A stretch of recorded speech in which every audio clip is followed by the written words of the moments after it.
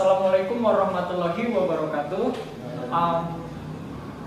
Perkenalkan, sebelumnya saya adalah Rifki. Saya akan membawakan sebuah acara debat untuk kandidat OSIS SMK Swadipa II Natar Lampung Selatan tanggal 2 September 2020.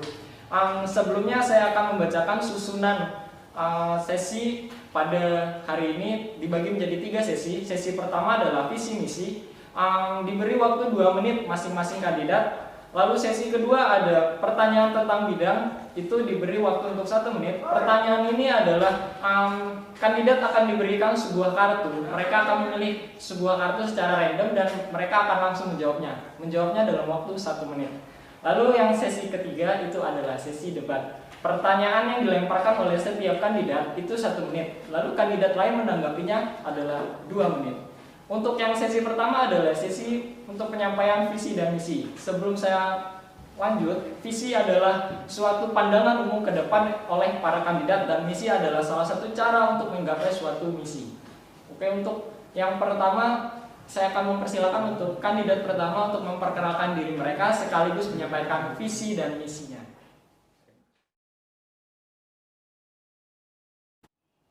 Ya, Assalamualaikum warahmatullahi wabarakatuh. Kami dari nomor calon ketua OSIS nomor 1. Perkenalkan, nama saya Umar Al-Faruq dari 11 RPL dan ini wakil saya Ilham Hidup Pertama, kelas 10 dari jurusan Direktur 1. Nah, pertama-tama saya di sini akan menyampaikan visi dan misi dari sesi pertama ya. Visinya menjadikan OSIS SMK Swadipa II Natar sebagai wadah dalam pelaksanaan segala kegiatan sekolah ya, dan serta menjadikan suasana belajar yang menyenangkan sehingga dapat mengembangkan kualitas, kreativitas, dan prestasi siswa-siswi dan tetap mengutamakan keimanan dan ketakwaan. Misinya 1. OSIS sebagai pendekat kepada Tuhan Yang Maha Esa. Yang kedua, mengadakan berbagai kegiatan sekolah yang dapat mengasah keterampilan, bakat, dan minat siswa. 3. OSIS sebagai wadah terbuka antar siswa dan guru sehingga mengharmoniskan keduanya dalam berbagai kegiatan. Yang keempat, menumbuh kembangkan rasa tanggung jawab, taat pada tata tertib sekolah, dan rasa tanggung jawab yang lebih tinggi lagi. Sekian. Assalamualaikum warahmatullahi wabarakatuh.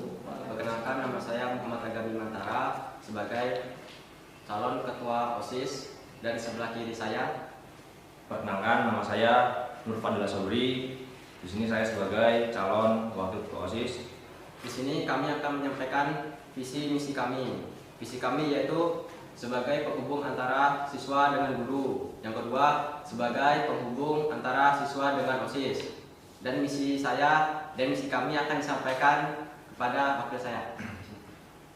Dan misi kami yaitu menerima kritik dari siswa dan mengembangkan bakat siswa.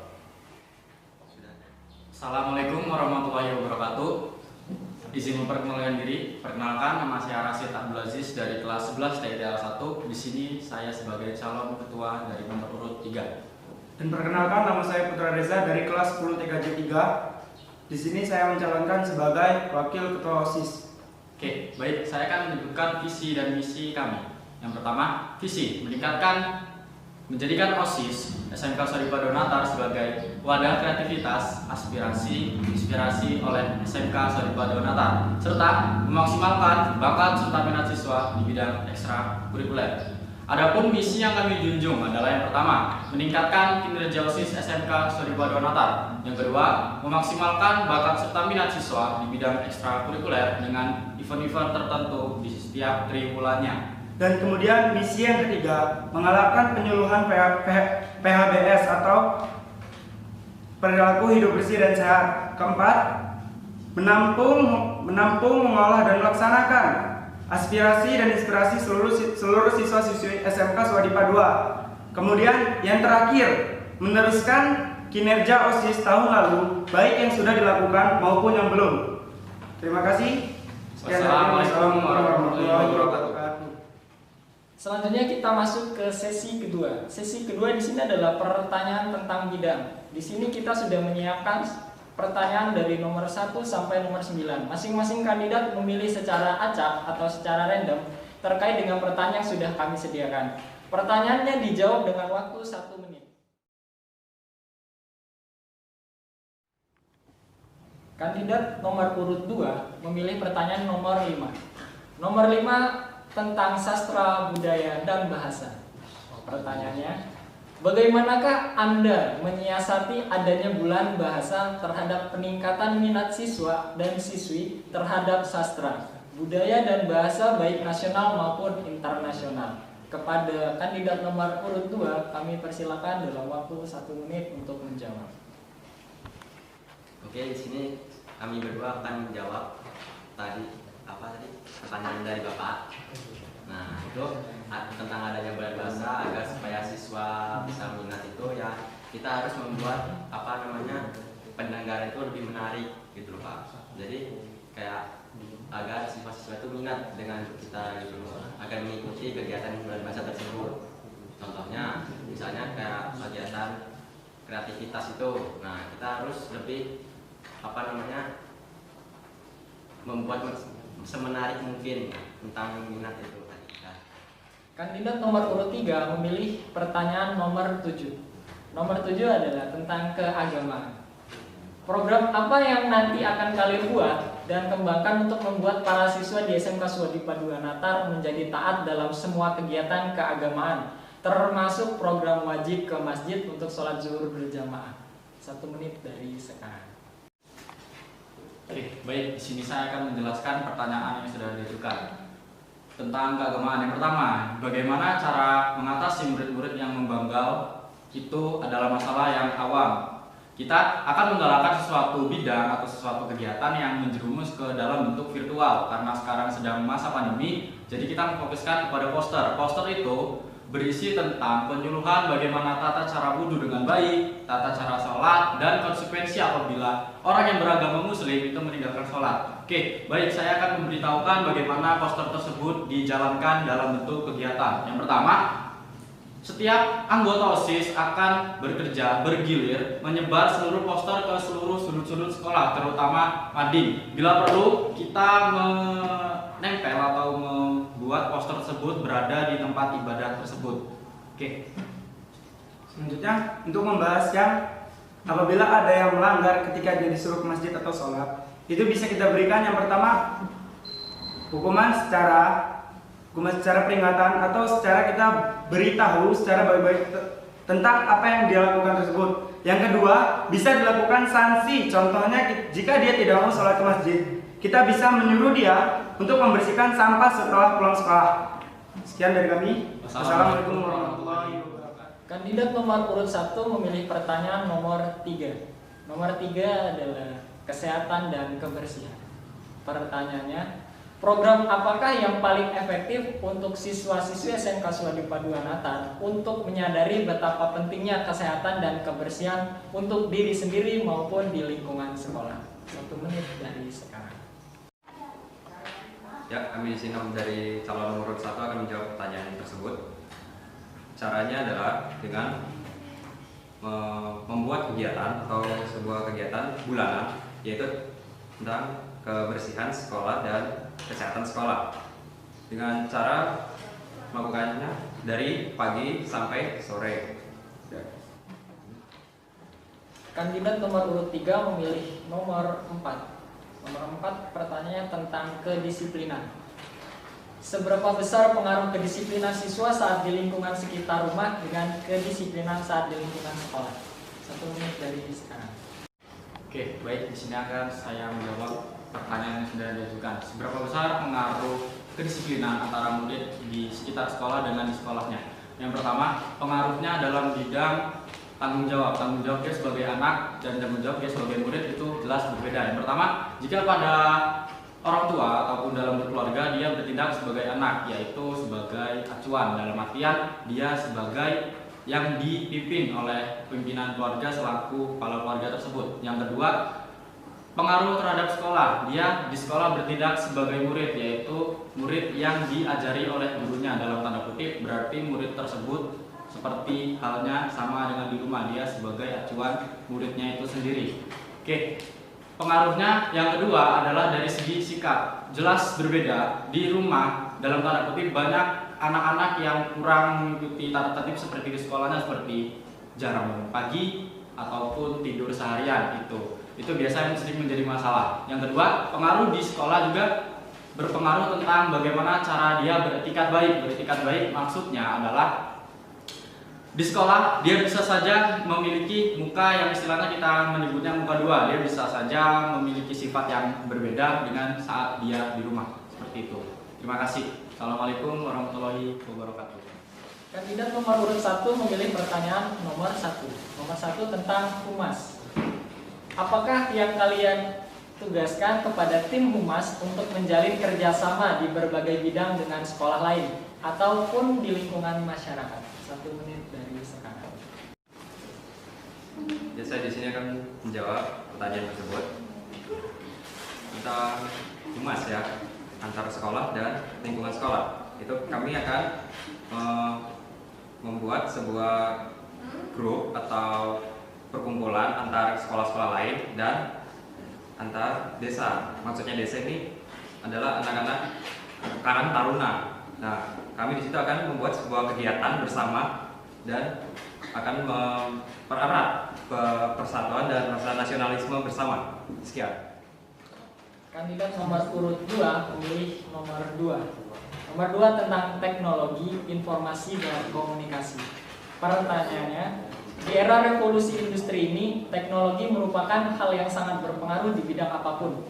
Bagaimana nanti kalian memanfaatkan teknologi, informasi, dan komunikasi untuk memajukan organisasi di lingkungan sekolah dan di lingkungan masyarakat luas? 1 menit dari sekarang.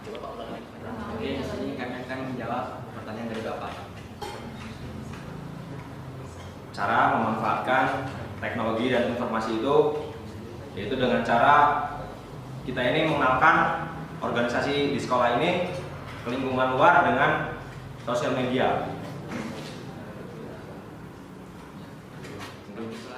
Kandidat nomor urut 1 memilih nomor 6. Nomor 6 adalah ekstrakurikuler. Pertanyaannya, bagaimanakah nanti cara kalian memperkenalkan ekstrakurikuler di lingkungan sekolah dan bisa membantu anggota ekstrakurikuler yang ingin berprestasi di ajang kompetisi di luar lingkungan sekolah? 1 menit dari sekarang. Ya, saya akan menjawab pertanyaan tadi yang diajukan. Bagaimana cara kita memperkenalkan semua ekstrakurikuler ke semua siswa? Dengan cara kita mengadakan beberapa lomba yang mampu atau mendapat mengasah kemampuan siswa itu sendiri. Dan untuk seperti memperlihatkan kualitas-kualitas apa saja yang telah kita raih selama kita mengikuti ekskul itu tersebut. Sekian, terima kasih. Kandidat nomor 2 memilih nomor 9. 9 tentang bela negara. Bagaimana tanggapan kalian tentang generasi siswa sekarang yang semangat dan sikap patriot mulai menurun? Dan langkah kalian nantinya untuk membangkitkan kembali sikap tersebut? 1 menit dari sekarang. Oke, di sini saya akan menjawab pertanyaan dari Bapak tadi tentang minat patriotisme. Dengan cara ya hari-hari besar itu kita akan mengadakan acara seperti 17-an itu, upacara kan. Dan disitu kan biasanya kan ada nasihat-nasihat itu agar membangkitkan semangat patriotisme tadi itu kepada siswa-siswa lain. Seperti itu tadi dikatakan. Ya, mungkin untuk membangkitkan rasa patriotismenya dengan cara mengadakan lomba-lomba di sekolah ini. Mungkin cukup dari kami. Tersisa 1 pertanyaan untuk kandidat nomor 3, yaitu nomor 8 tentang kewirausahaan. Di SMK Swadipa 2 Natar mempunyai teaching factory dan unit produksi di meja semua jurusan. Bagaimanakah nanti cara kalian untuk membantu mempromosikannya? 1 menit dari sekarang. Oke, baik, saya akan menjawab pertanyaan yang diajukan. Mengacu pada bagaimana cara mempromosikan tiap unit teaching factory atau TEFA dari setiap jurusan. Yang pertama, melalui sosial media. Yang kedua, melalui partner-partner endorse, dalam bahasa bagusnya itu kita menggalakkan apa itu yang namanya kegiatan di sekolah kita. Contoh seperti TKJ itu ada dengan sablonnya, seperti TKR mungkin nanti ke depannya akan ada, dan jurusan-jurusan yang lain. Nah, mengacu pada kewirausahaan itu sendiri adalah pengertian dari tindakan atau sebuah gerakan kreatif seseorang yang mengacu pada jiwa entrepreneur di mereka itu sendiri dan yang dapat menghasilkan nilai lebih. Dalam artian setiap siswa dituntut untuk membuat inovasi yang baru atau membuat kreativitas diri mereka sendiri sebagai anggota dari teaching factory itu. Oke, terima kasih. Assalamualaikum warahmatullahi wabarakatuh. Kita memasuki sesi ketiga. Sesi ketiga di sini adalah sesi debat. Sesi debat, masing-masing kandidat memberikan satu pertanyaan dan kandidat lain menanggapi. Waktu menanggapi adalah 2 menit, melemparkan pertanyaan hanya 1 menit.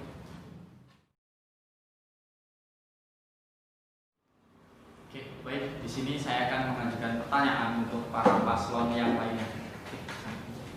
Pertanyaan tentang bela negara. Tentu tadi disampaikan cara menjalankan jiwa patriotismenya, membangkitkan kembali. Contoh, saya ingin bertanya kepada paslon lain. Contoh kecil cara membangunkan jiwa patriotisme siswa-siswi lain itu bagaimana? Contoh kecilnya, bagaimana cara mereka membangkitkan jiwa patriotisme mereka itu? Oke, terima kasih. Ya, saya di sini akan menjawab pertanyaan yang diajukan oleh paslon nomor 3. Contoh kecil dalam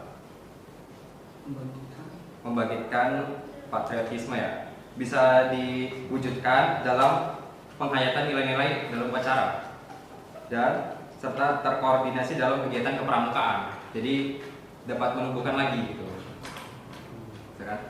Sekian, terima kasih.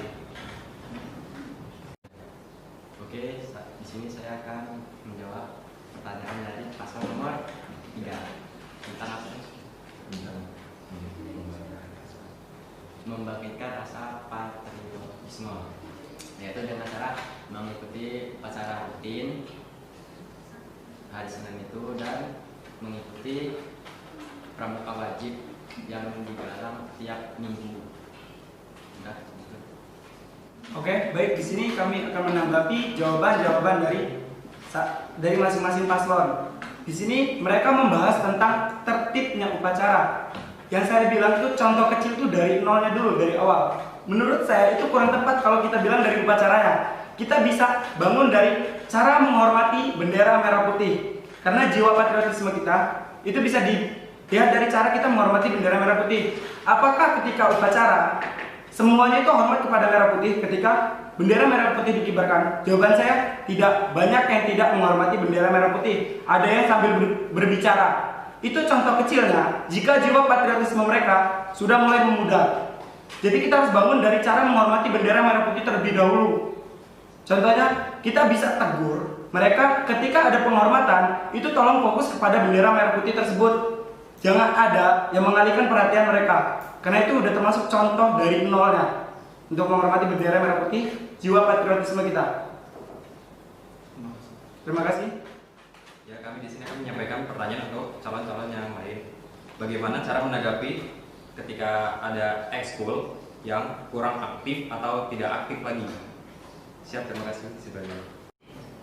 Oke, di sini kami akan menjawab pertanyaan dari paslon nomor 1 tentang bagaimana cara menanggapi ekstrakurikuler yang sudah tidak banyak yang minat. Itu dengan cara menyebar brosur tentang kegiatan ekstrakurikuler tersebut, tentang apa sih ekstrakurikuler itu tersebut, apa gunanya, dengan cara menyebar brosur tersebut. Sekian dari kami. Oke, di sini saya akan menjawab pertanyaan dari paslon nomor 1. Bagaimana cara mengatasi atau membuat sebuah ekskul yang tadinya sepi menjadi ramai kembali? Oke, yang pertama, bekerja sama dengan masing-masing pembina dari ekskul tersebut.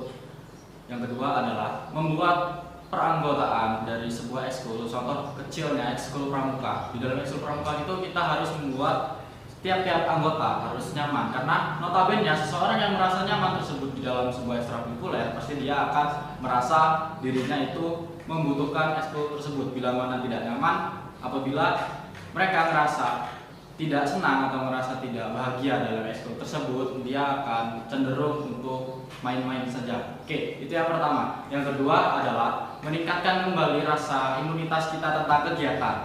Nah, selain imunitas tentang kurang imunitas ini kegiatan, kita harus meningkatkan bagaimana caranya publik SMK khususnya itu menjadi semangat dalam ekstrakurikuler. Itu tadi kembali ke rasa nyaman. Rasa nyaman itu penting karena apa? Yang notabene SMK didominasi dengan laki-laki. Bagaimana cara kita membuat laki-laki tersebut sepertinya senang atau bahagia dalam ekskul itu adalah menggunakan tata tertib yang sama, dan yang terakhir adalah membuat sebuah ekskul, sebuah apapun itu yang ada kegiatan di sekolah ini menjadi harmonis. Terima kasih. Ya, saya di sini akan menanggap jawaban-jawaban dari pasang-pasang yang lain ya. Pertama-tama itu kita akan menghubungi salah satu pengurus dalam ekskul tersebut. Kita akan minta klarifikasi bagaimana akan tujuan dari ekskul tersebut ke depannya bagaimana. Jika ingin melanjutkannya, maka OSIS akan membantu. Tapi jika tidak, OSIS akan membicarakannya ke kepala sekolah dan akan menghilangkannya dari ekskul di sekolah. Sekian. Baik, di sini kami akan memberikan pertanyaan kepada paslon yang lainnya. Ya, pertanyaannya adalah bagaimana cara mengembangkan ekstrakurikuler yang ada di sekolah ini di dunia perlombaan. Untuk memajukan. Baik, di sini saya akan menjawab pertanyaan dari paslon nomor 2. Bagaimana cara mengembangkan ekskul SMK Swadhipa 2 di luar atau lingkungan luar? Yang pertama, dibilang dari tadi yang mereka bilang tentang perlombaan. Kita bisa mengikuti lomba-lomba secara kecil atau besar berskala. Contoh dari kita ambil lomba kecamatan, kita bisa mengikuti hal tersebut. Jadi apabila kita mendapat juara tersebut, maka nama sekolah kita akan terbawa ke dalam perlombaan tersebut. Contoh, setiap tahun pasti ada lomba tentang kepramukaan di Natal. Nah, SMK Swadhipa 2 bisa mengikuti perlombaan itu supaya kita mendapatkan nama sekolah kita lebih baik daripada sekolah-sekolah lain, atau sekolah kita dipandang oleh lingkungan masyarakat sekitar.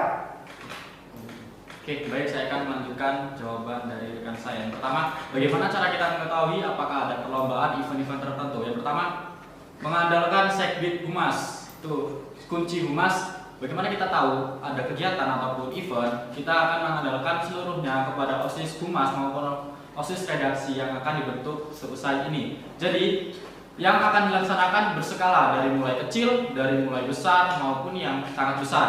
Bisa dibilang seperti itu. Terima kasih. Ya, oke, saya akan menjawab pertanyaan dari nomor 2. Bagaimana cara mengembangkan ekskul-ekskul yang ada di sekolah? Sebelum kita mengembangkan ekskul-ekskul yang ada di sekolah, kita harus mengembangkan diri kita masing-masing. Kenapa? Karena kalau kita belum berkembang, belum tentu juga ekskul kita berkembang. Dan bagaimana cara kita mengembangkan diri dari ekskul kita? Dengan cara kita berlatih dan berlatih ekskul apa yang kita minati. Sekian, terima kasih.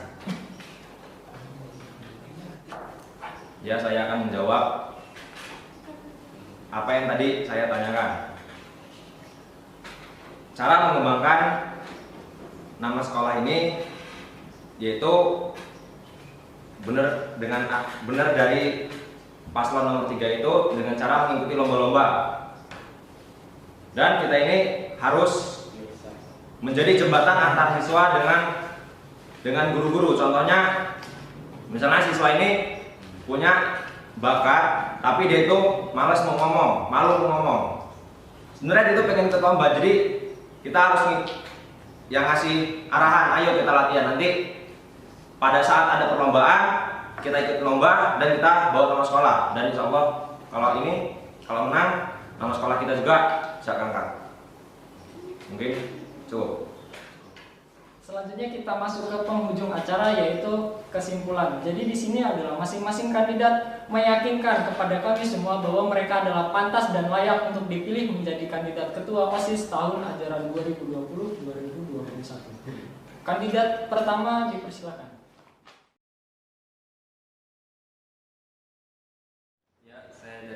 Hal nomor 1 akan menyimpulkan hasil debat hari ini. Semua kandidat telah mengeluarkan aspirasi dan visi misi yang sangat bagus dan berpotensi, tapi belum dapat dipercaya. Maka pilihlah nomor 1. Karena kami memiliki moto yaitu Bukan sekedar janji. yang kami ucapkan. Oke, kami dari paslon nomor 2, jika kami terpilih nanti kami akan menjalankan visi misi kami.